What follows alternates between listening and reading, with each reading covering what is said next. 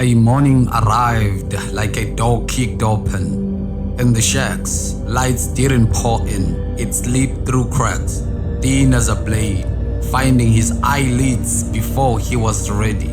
He learned early that the day did not wait for hunger to finish speaking or for sleep to bargain for 5 more minutes.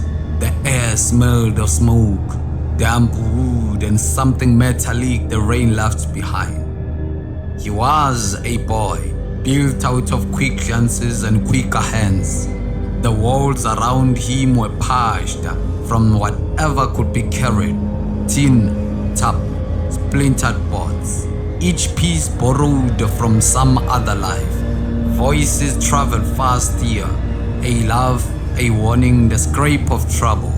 He knew which steps meant work, which meant danger, and which meant nothing at all, because nothing was the most expensive sound of all.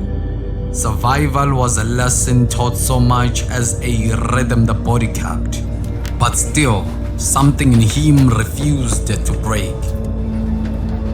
Ngumthengo omkhulu wenhlupheko bengicela isaphulelo. Inhlanga eyisemzimbeni isufakazi wenhlanga engiyihambile ngizama amakhambi okuxosha inhlupheko. Lezi ibazi eyisemzimbeni ibonisa ubuhlungu engibuzwile endleleni yakwampumelelo. Inyembe zibe zehlela njalo uma ngendlala ngoba bengihlezi ngilala ngendlala. Mina bengingazi ukuthi nokuyitshela ukuthi uyahlupheka kuyaba isizathu senhlupheko.